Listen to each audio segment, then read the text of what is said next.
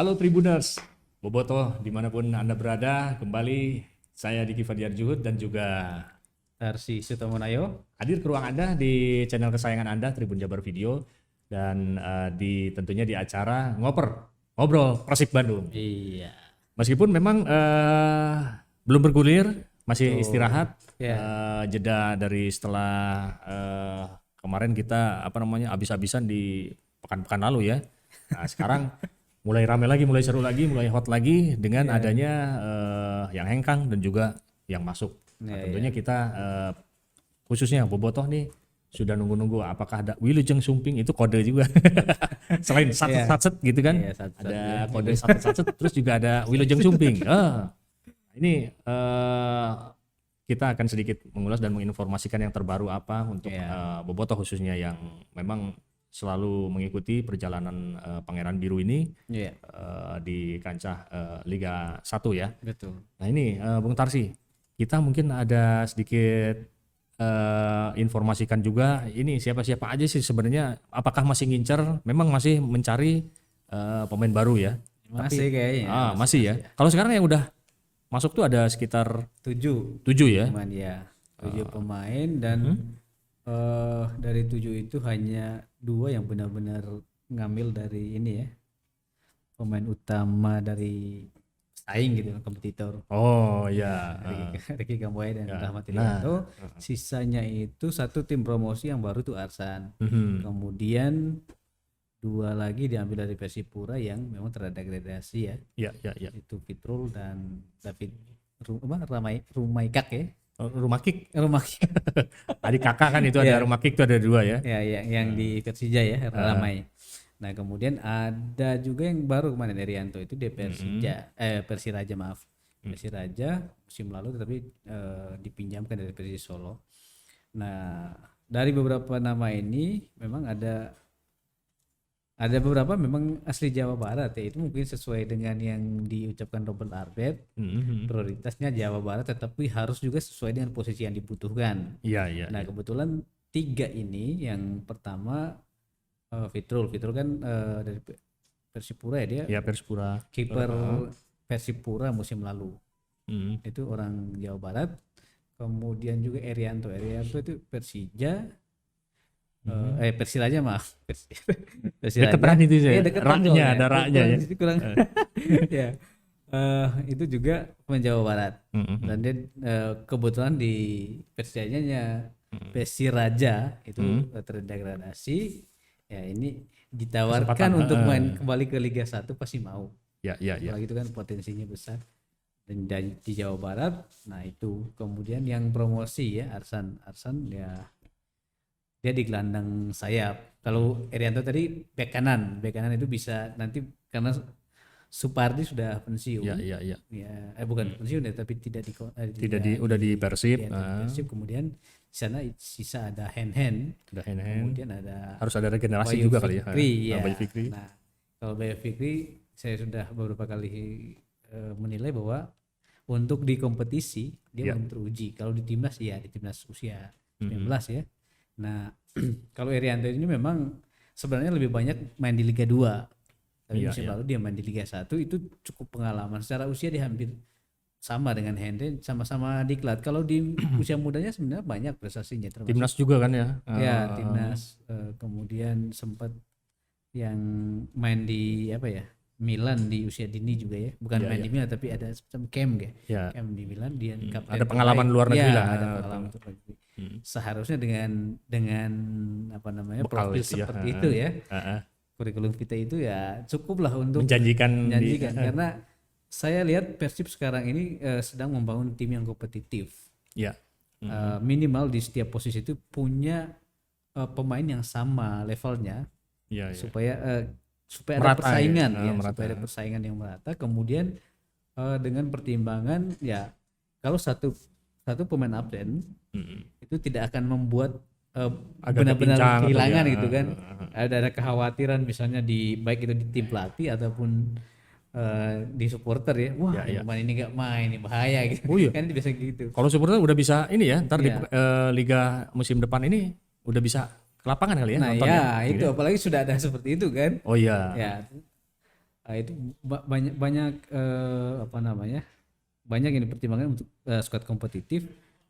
Dengan pengalaman, beberapa pemain yang sudah berpengalaman itu diharapkan akan bersaing dengan yang pemain yang sudah ada. Misalnya Fitrul, dia musim lalu bersama Persipura bisa bersaing dengan Teja dan Made ya, untuk mendapat ke tempat utama. Bagaimana itu harus tercipta di kompetisinya. Kemudian hand dengan Erianto nantinya, karena mereka, saya tidak tahu persis, tapi mereka sama-sama dari Diklat, mungkin usianya sama ya, atau mungkin sedikit beda kalau beda usia hampir ini. sama lah ya. Ya, dengan banyak kurikulum kita yang hampir sama, saya pikir dua pemain ini akan menciptakan kompetisi di sektor bek kanan. Dan itu bagus untuk mereka, bagus untuk tim, harapannya begitu. Ya. Kalau di depan udah inilah David sama itu ya, David da Silva sama, tetapi udah nggak bisa ini, tapi mungkin masih opsi menurut lain. saya sih masih butuh untuk striker lokal, karena kita tidak pernah tahu apakah dua pemain ini selalu bisa dimainkan bersama atau justru suatu saat akan absen dua-duanya. Itu mungkin kan, entah itu karena kartu atau cedera atau apa gitu, atau sakit ya. Itu mengantisipasi itu perlu, karena saya pikir belum ada striker ya, untuk yang striker murni untuk posisi pemain lokal. Karena dulu kan sempat di Piala Menpora itu sempat ada Ferdinand Sinaga ya, dipindah. Nah, yang sekarang ini tipenya rata-rata striker sayap sih kayak Febri, kemudian Erwin Landani, lalu Ezra juga nggak terlalu Freds. Jadi masih perlu sebenarnya, berarti itu incarannya kayaknya yang seperti itu ya, bayangan bisa jadi, termasuk pemain asing. Satu lagi ya. Asing Asia berarti ya. Asing Asia, betul. Tapi belum ada rumorsnya dari mana gitu, apa temannya Rashid kali.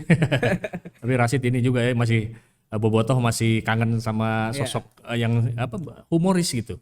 Kalau Rashid itu ya. Humoris. Itu satu. Kemudian ya secara permainan ya, setidaknya waktu Persib dan Bobotoh merasa kehilangan Omid Nazari musim lalu di awal dia datang dan bisa menggantikan itu. Nah, iya benar. Ya udahlah, nggak apa-apa lah, hilang Omid. Seimbang gitu ya ininya gantinya.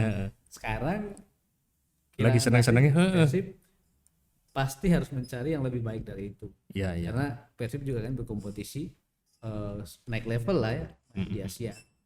Tapi kalau dari amatan Bung Tarsi, kira-kira apa dari ya sama selevelnya Rashid itu, apa misalnya dari Jepang kali, atau dari jangan-jangan dari Korea nih?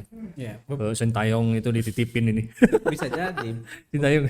Beberapa nama memang sih ya, beberapa nama ya sempat muncul dari Jepang. Bisa jadi, tapi saya rasa beberapa pengalaman Persib dengan pemain Jepang rasanya nggak ini ya. Ada beberapa misalnya kalau yang kemarin kan yang dari Surabaya, pemain Jepang itu yang Linja itu. Yang Surabaya kemarin itu nggak jadi. Pemain Persib dulu. Saya lupa. Siapa tuh? Aku lupa ya, banyak ya. Berapa ya? Ada yang ingat? Kali ntar di itu aja, di di komentar, di komentar ada netizen, teman-teman. Itu sempat pemain Jepang yang kecil, saya lupa namanya. Mainnya di musim masih sempat bareng Atep dan kawan-kawan. Nah itu memang cepat. Kemudian dia pindah ke Barito. Dan justru pas di luar waktu malah jadi bagus gitu. Nah setelah itu pemain Jepang terakhir. Masih zamannya Pak Jajang Nurjaman ya, sekitar 2017-an lah. Iya. Dan berarti paling kalau dari ini ada kemungkinan nggak misalnya selain Jepang? Memang kan sekarang yang lagi ininya Jepang sama Korea lah ini. Betul. Tapi kalau dari Asia yang lain ada kira-kira gitu yang bisa pilihan-pilihannya? Bisa jadi, tapi secara koneksi saya lihat Robert Alba kayaknya belum punya koneksi ke sana ya. Oh iya, harus ada referensi juga tentunya referensi. Kalau dia kan banyak di Eropa agak ke Timur Tengah ya. Iya benar. Ya karena dia pasti punya koneksi ke sana ya, meskipun tidak menutup kemungkinan tapi sejauh yang saya lihat sih memang rata-rata pemain Asia yang diambil itu yang pernah main di Eropa juga. Ini jadi inget nih, ini satu Bung Tarsi ya. Jadi inget sebenarnya kemarin kan ada kita juga selalu mengikuti tim yang lain ya. Betul. Ini nih, Simic nih, tentang Simic. Maaf ya ini karena ini kan ininya lagi panas-panasnya juga nih di Persija ini tentang ya gaji lah atau apalah, terlepas dari apa yang terjadi dengan Simic itu. Nah, kemarin-kemarin ada yang ya mencuatkan udah aja gabung ke Persib. Nah, ini dari Bung Tarsi gimana nih? Apa mungkin gitu? Ada tiba-tiba ada regulasi baru? Ya. Kalau mengikuti regulasi di apa namanya? Yang ada ya. Kalau di Indonesia sejauh ini belum ada perubahan, tetap masih tiga asing ya. Asing di luar Asia, satu pemain asing Asia. Kemudian tetapi kalau di apa namanya? Di level Asia di AFC maupun Liga Champion itu memang boleh 5 pemain asing. Oh gitu. Nah, kalau misalnya Persib mau mengambil dia, berarti ketika main di Indonesia harus ada satu yang tidak dimainkan. Oh gitu ya ininya. Ya, itu. Atau biasanya ya bisa dicoret salah satunya, tetapi ya itu kemungkinan kecil karena sudah dikontrak jangka panjang. Iya. Nah, itu kecuali ada tukar guling ya. Nah, kan jadi tiba-tiba ada guling. Tapi satu hal ya, apapun yang terjadi dengan Persija, itu juga pelajaran untuk klub-klub lain juga gitu. Iya. Bahwa ya kalau mau profesional ya gitu ya. Ya, memang saya tidak tahu persis ya apa yang terjadi di Persija ya. Karena versinya beda-beda ya dari klubnya begitu. Kalau versinya Simic seperti itu. Itu seperti yang saya bilang, itu kan menjadi pelajaran juga untuk misalnya ya, untuk pemain di tim lain untuk speak up. Betul. Atau juga pelajaran bagi klub untuk komunikasinya. Saya pikir itu termasuk Persib juga misalnya. Tapi itu kan bisa berdampak juga ke sepak bola nasional ya, berarti kan gitu. Ini kan dia orang, maksudnya belum naturalisasi gitu kan. Maksudnya pemain asing itu bisa berdampak juga ke ya pemain-pemain asing yang akan masuk ke Indonesia, ataupun juga sebaliknya bisa jadi kapok lah gitu ibaratnya ya Bung Tarsi ya. Ya, bisa saja terjadi, tapi seperti yang saya bilang tadi, ketika tim-tim lain mendekati pemain Asia, mereka harus, memang ada pemain lain seperti itu, tapi ada mereka juga harus punya sesuatu untuk meyakinkan bahwa itu tidak terjadi semua klub. Misalnya Persib harus meyakinkan itu bahwa apa yang terjadi dengan misalnya Simic hanya contoh ya, kita tidak tahu apa yang terjadi di tim lain. Kebetulan yang dia yang speak up, harus bisa meyakinkan bahwa itu tidak terjadi di semua klub, atau tidak akan terjadi lagi misalnya seperti itu. Tapi ya ini pelajaran penting. Tapi saya pikir Simic sendiri tidak kapok kayaknya main di Indonesia, masih cari klub juga. Nah kayaknya gitu terakhir ya, makanya dihubungkan dengan Persis Solo, artinya dia tahu tidak semua, atau ya bisa saja itu hanya ya kita tidak tahu, gimmick ya. Gimmick bisa saja, kita nggak tahu persis. Ininya reputasinya udah agak turun klubnya atau apanya gitu. Tiba-tiba munculin itu. Dia masih mencintai Persib. Sebenarnya bukan hanya dia, Bambang Pamungkas saya pikir dulu beberapa kali mungkin begitu. Seperti itu ya. Gaji. Apalagi waktu itu dia ketua API kan. Ya. Asosiasi. Jadi ini kan dampak pandemi sebetulnya kalau dilihat dari latar mungkin ya dari situ kan. Bisa jadi. Ya. Padahal semua tim ya. Tidak tahu persis seperti apa. Kan di kita juga dipotong berapa? 50% ya? Ya. Pakaian biru ya. Ada solusi, maksudnya adalah entah 50% tapi apa ada dengan pemain ya, para pemain. Nah mungkin nggak tahu di klub lain, yang mudah-mudahan lancar-lancar aja kan lah. Tidak tahu persis apa ya. Nah, kondisi dapur di sana ya. Nah ini sekarang ini ada yang menarik juga nih. Ternyata ini ya, balik lagi ke Persib ya. Di yang baru ini Fitrul ya, cukup mencolok ternyata dari beberapa laga, apakah lawan Persib ataupun apa gitu. Dia cukup ini juga ya, lengket juga kayaknya 11-12 sama Teja atau gimana nih dari kacamata Bung Tarsi ini? Ya sih, selain muda gitu, masih lebih muda ya. Belum bisa sih sebenarnya untuk dibilang seperti itu, karena sebenarnya dia baru menjadi pemain reguler itu musim lalu. Pemain utama ya jadi sedang buruk-buruknya ya. Oh iya. Sedang buruk-buruknya itu di semua lini. Ini tidak bisa menilai dia secara individu. Ya mungkin akan ketahuan seperti sebenarnya pengalaman itu sudah dirasakan Teja Pakualam. Iya, iya. Dia 2 kali. Pertama itu di Semen PSP Padang dulu ya. Semen Padang. Degradasi. Ya, Kemudian pindah ke Sriwijaya. Sriwijaya lompat. Juga. Nah, ketika dia diambil Persib, banyak orang meragukan. Iya benar. Iya, iya. Cemerlang ya. Ngapain ngambil pemain yang sudah 2 kali degradasi timnya? Iya, iya, iya. Sempat diragukan. Iya, tapi Robert Albert dan mampu meyakinkan bahwa dia pemain berkualitas gitu. Iya, iya. Artinya ya terbukti ya. Terbukti sejauh ini. Justru dia salah satu bintang menurut saya ya. Iya, iya. Satu di antara bintang Persib musim lalu yang sangat bersinar.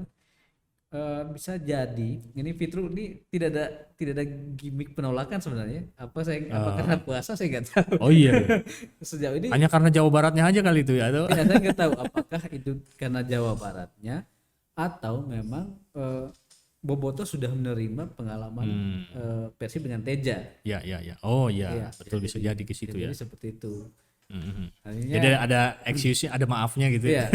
Bukan maaf. Ya, lebih ke percaya gitu bahwa pelatih bisa melihat pemain kualitas. Paso sudah membuktikan bahwa tidak semua yang pemain yang terdegradasi itu jelek.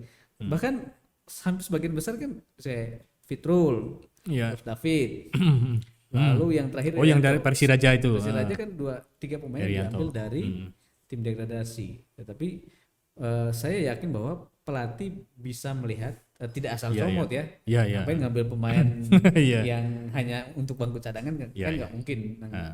Pasti punya tujuan. Mereka sudah melihat secara seperti yang Robert bilang tidak asal Jawa Barat. Tetapi memang dia sesuai dengan kebutuhan tim. Kemampuan skillnya itunya. Baik itu kemampuan maupun kebutuhan pemain dari posisi gitu. Tidak asal Jawa Barat. Artinya kan itu sudah smart kriteria itu sudah dipasang dan pemain-pemain ini kan ya di awal kan memang Robert Alul mengatakan prioritasnya Jawa Barat, tapi pemain-pemain yang datang di awal kan bukan dari Jawa Barat. Iya. Iya benar-benar. Iya. Akhirnya dia jalurnya sudah pas itu. Bahwa sesuai kayak seperti yang saya bilang tadi di bek kanan itu hanya ada Hen Erianto sudah datang. Dia punya banyak pengalaman di usia mudanya. Mudah-mudahan itu akan kembali ketika bersama Persib. Iya. Oke, Tribuners dan Boboto, kayaknya kita bincang-bincangnya udah kepanjangan nih. Udah kepanjangan. Ntar kita buatin ngomong. Oh, enggak. Ini kita udah ada natet-natet itu ininya apa namanya waktunya. Ya, ngabuburit ibaratnya. Bung Diki nggak banyak nanya, saya banyak ngomong. Justru itu kan dari situ udah panjang, ngapain juga ditanyain ya, benar ya?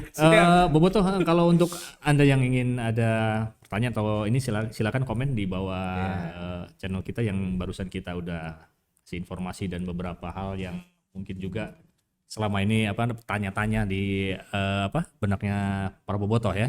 Silakan bisa di komen para Boboto. Dan kita akan ketemu lagi lain waktu lain kesempatan di minggu depan ya, pekan depan ya. Oper. Mudah-mudahan ada sesuatu yang baru, Wilujeng Sumping yang baru. Lagi. Iya, karena Mei ya sudah harus mulai 16 ya. 16 lalu akhir Mei atau awal Juni sudah ada turnamen. Nah, ada turnamen, apakah ikut atau tidak?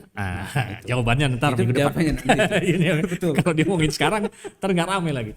Ya, saya Diki Fadiar Juhud dan juga Tarsius Sutomonayo. Panjang ini.